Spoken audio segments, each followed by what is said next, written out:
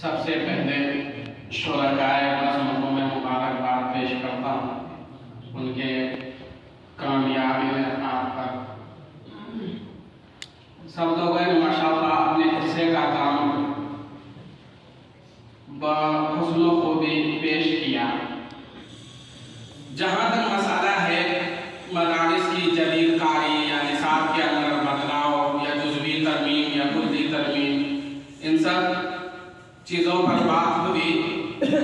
خیر میں یہ کہنا چاہوں گا کہ جتنے بھی نظریات کے حامل لوگ ہیں سب کے پاس مضبوط دلائل ہیں، سب کے پاس مستحکم دلائل ہیں، لیکن جس نظریے کا جو حامل آدمی ہے اس کو اپنا موقف مضبوط کرنا ضروری ہے اور اس کے حساب سے دلائل دوسرے سے فائق رکھنا ضروری ہے تاکہ آپ حاضرین کو اور سامعین کو قائل کر سکیں، کنونس کر سکیں۔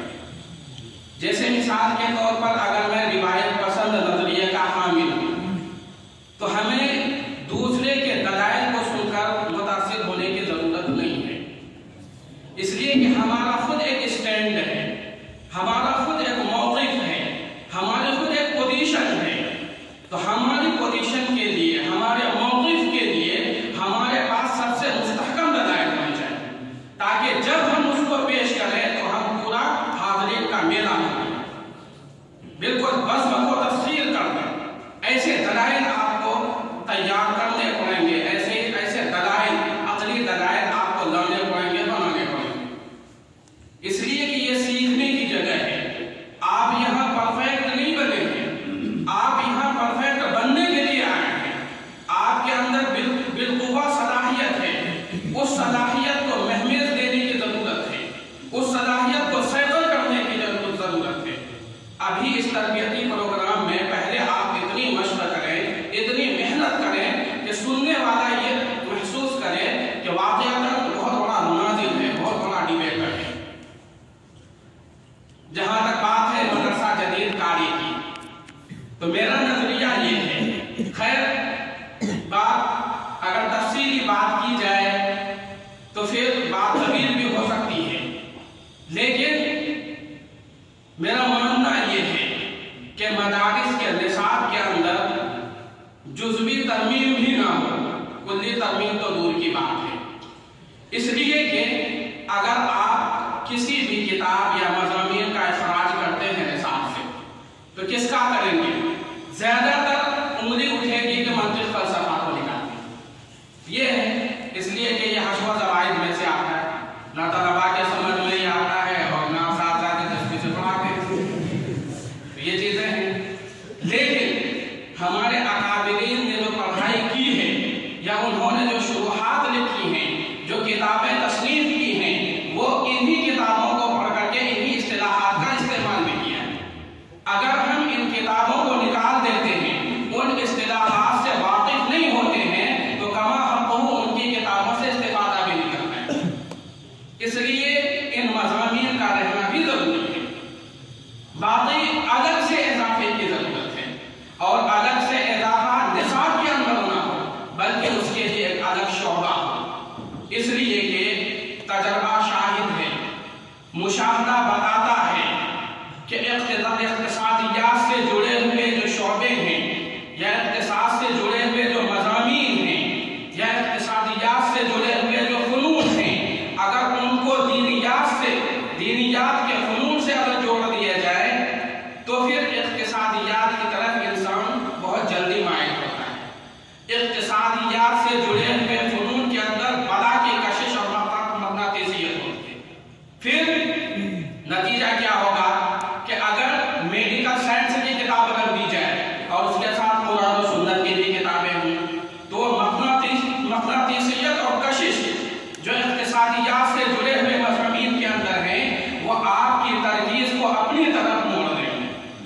پھر آپ علوم دینی یا احکام شریعت میں بہت کمزور نظر آئیں گے، حالانکہ مدارس کی بنیاد کا اصل مقصد اور اصل موضوع احکام شریعت کو پڑھانا ہے، اور احکام شریعت کو سمجھنے کے لیے جو مضامین، جو فنون معاملین کی حیثیت رکھتے ہیں ان کو داخل کیا گیا ہے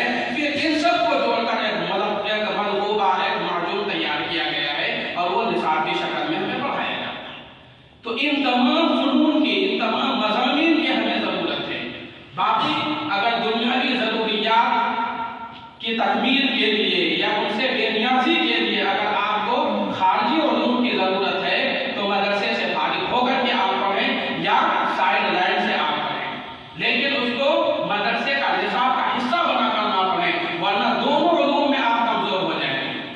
मौलाना मद्रासी दामद बरकातुहुल आलिया दौरान तदरीस बारहा फरमाया करते थे कि तुम लोग जब फारिग होकर के जाते हो तो बड़े दरखास्त नहीं बन जाते। तुम्हें जो सर्टिफिकेट दिया जाता है उसमें ये जिक्र नहीं होता कि ये बहुत बड़े नजर आदिम हैं, ये बहुत बड़े मुहक्किक आलिम हैं। नहीं, सर्टिफिकेट में लिखा जाता है लहू मुनासबतुन फिल उलूम, यानी कई उलूम में इनको सिर्फ मुनासबत हो गई है, इसका हम सर्टिफिकेट देते हैं, इसकी तस्दीक करते हैं। अब अंदाजा कीजिए अगर असली उलूम या असली फनून की किताबें भी दाखिल कर दी जाए निसाब के अंदर तो हमारे दोनों उलूम का क्या याद रह जाए, हमारे फारिगीन या फाज़िलीन की सलाहियत कितनी मजबूत होगी और कितनी कमजोर रह जाए। जहां तक बात है कि दीनी मदारिस से मुल्क को क्या फायदा पहुंचता है, तो सबसे बड़ी चीज ये है और सबसे समझने की चीज ये है कि फायदा से क्या मुराद है।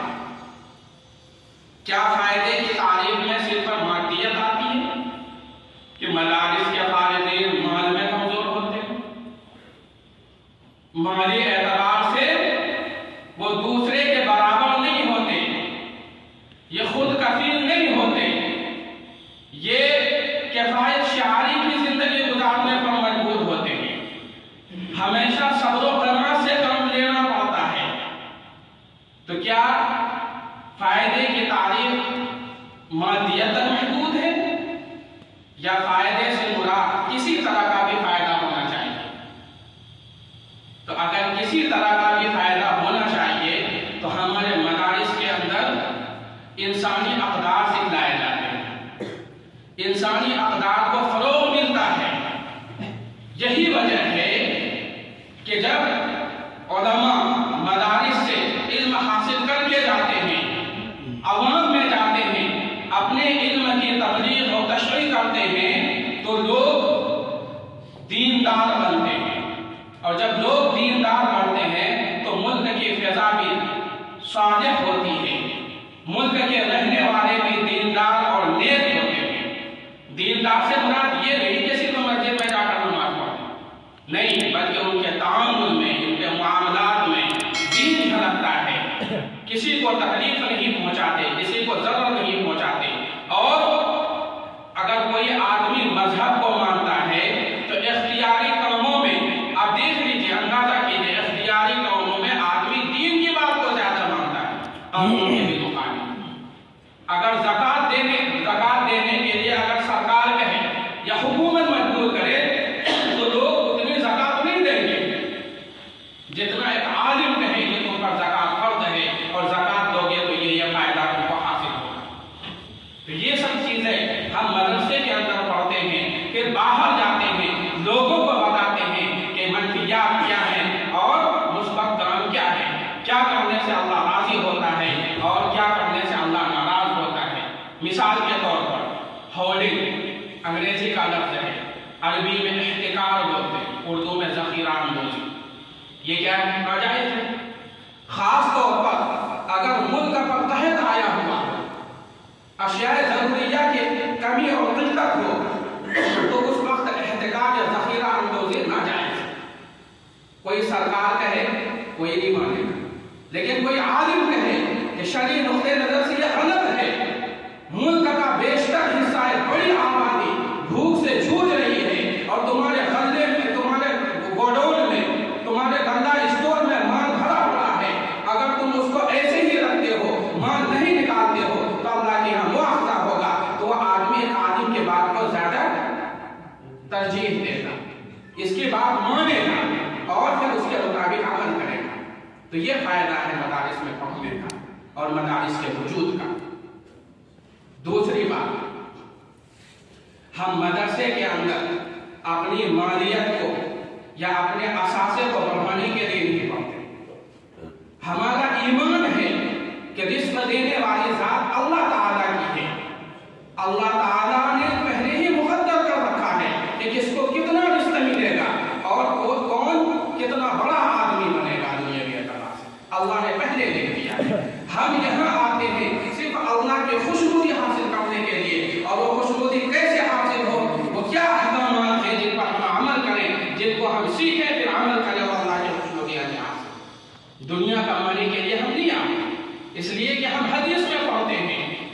کہ من کانت الدنیا ہمہ فرق اللہ علیہ امرہ. کیا معنی ہے؟ سب کو معلوم ہے.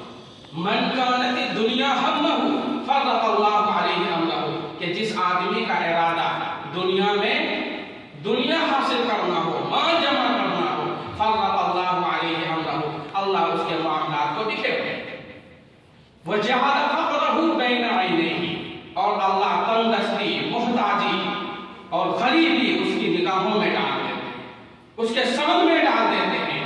یہ آدمی دنیا کے پیچھے بھاگتا ہے، اللہ اس کو دنیا کے پیچھے بھگاتا رہتا ہے، اور اللہ دنیا کو اس سے دور بھگاتا رہتا ہے. یہ آدمی ہمیشہ دنیا کے چکر میں سر کرتا پھرتا رہتا ہے، لیکن دنیا اس کے قریب نہیں ہوتی ہے.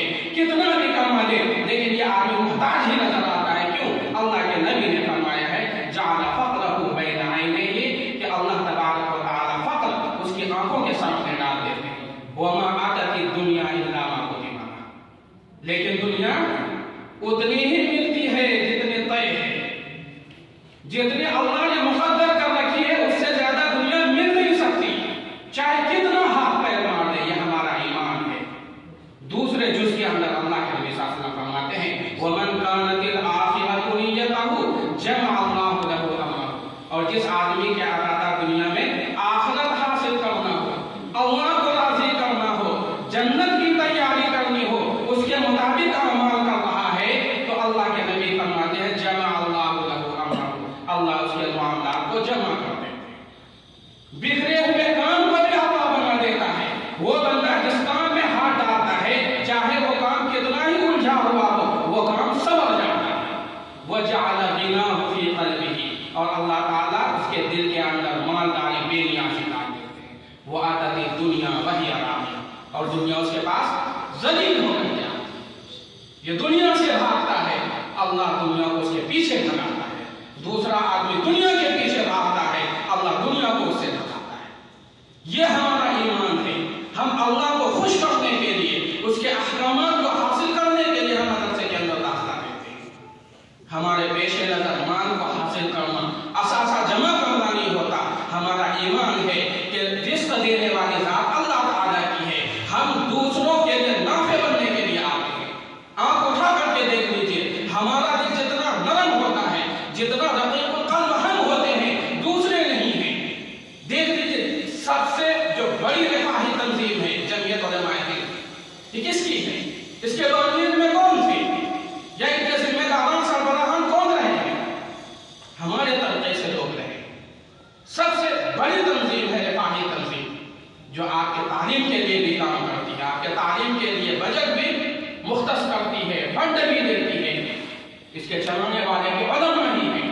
اس لیے کہ جو آدمی جتنا متشرع اور متدین ہوتا ہے، اس کا دل اتنا نرم ہوتا ہے، اس کے اندر نافعیت کا اتنا بڑا جذبہ ہوتا ہے. اسی لیے ہم دین پڑھتے ہیں، اسی لیے مدرسے میں داخلہ لیتے ہیں، تاکہ ہم دوسروں کے کام آ جائیں اور دوسروں کے لیے نفع رسانی کا سبب بنے. اور ہر کام کے لیے ایک طائفہ ہوتا ہے، ہر شعبے کے لیے کاردستہ ہوا کرتا ہے. زندگی میں کئی شعبے ہیں، نظر اٹھا کر کے دیکھ لیجیے. ہر شعبے کے لیے الگ عملہ ہوتا ہے، کاردستہ ہوتا ہے، اسٹاف ہوتا ہے. یہ ایک ہمارا ادارہ ہے. ہماری دینی ضرورت کے لیے بھی ایک طائفہ کو ہونا ضروری ہے. وہ یہ ہمارا طائفہ ہے. اسی لیے ہمیں اسی میں لگنا ہے. ایسا نہیں کہ طائفہ کا کام بڑھ جائے، کاردستہ کا کام بڑھ جائے، پتا چلا کہ ہمیں میڈیکل لائن سے تیار کیا جا رہا ہے، ہمیں ڈاکٹر بنانے کے لیے تیار کیا جا رہا ہے. پھر وہاں دوسرے لوگ اعتراض کرنے لگے بھائی یہ مسئلہ نہیں بتا پا رہا ہے، یہ بھیجا ہے. اس لیے کہ آپ جس کام کے لیے تیار کیے جا رہے ہیں، اس کام کا یہ حصہ نہیں ہے. آپ کا مقصد وہ نہیں ہے کہ مسئلہ بتانا. اس لیے کہ ہر کام کے لیے، ہر ضرورت کے لیے طائفہ ایک عملہ اور کاردستہ ہوا کرتا ہے. اور دینی ضرورت کی تکمیل کے لیے، اس حاجت کو مکمل کرنے کے لیے ایک طائفہ کی ضرورت ہے. یہ مدرسہ اسی طائفہ کو پیدا کرتا ہے اور ہم اسی کا حصہ ہیں. اسی لیے ہم مدرسے میں پڑھیں، پوری محنت کے ساتھ پڑھیں، پوری لگن کے ساتھ پڑھیں. اعتراض کرنے والے اعتراض کرتے رہیں، بلکہ آج نظر گزا کر کے دیکھ لیجئے. یہ جو 2-3 مثالیں دی جاتی ہیں کہ ٹرین اسٹیشن फॉर्म भरने के लिए हम आदमी तलाश करते हैं। अब तो उल्टा होने लगा है, हम अगर जाते हैं तो दूसरे लोग हमसे भरवाते हैं कि भर दीजिए। बड़ी तादाद नाखानदा लोगों की होती है, लेकिन हम अल्हम्दुलिल्लाह इतने जागरूक हैं, इतने बेदार हैं, इतने वाकिफकार हैं कि हमें दूसरों की जरूरत नहीं है। हम जमाने के दर्ज को जानते हैं और उसके मुताबिक चलने की कोशिश करते हैं। हमें सिखाने की जरूरत नहीं है, हम खुद अल्लाह की तरफ से और अल्लाह की तौफीक से वक्त के तकाज़े के मुताबिक चलते हैं। तो इसीलिए आपको हौसला शिकस्ता होने की जरूरत नहीं है, बल्कि जिस काम में आप लगे हुए हैं भरपूर उसकी तैयारी कीजिए। अपने आप को ऐसा लोहा बनाइए, ऐसा आहिद मर्द और आहिद आलिम बनिए कि कोई आपको ज़ेल न कर सके, कोई आप पर एतराज न कर सके। जो आपसे ज़बान लड़ाए उसको मुंह की खानी पड़े। ऐसे तरह अपने आप को मजबूत बनाइए। फिर देखिए दूसरे लोग 9 तो 11 हो जाएंगे, भाग जाएंगे, मैदान छोड़ देंगे, आप पर एतराज नहीं करेंगे, उनकी हिम्मत नहीं होगी।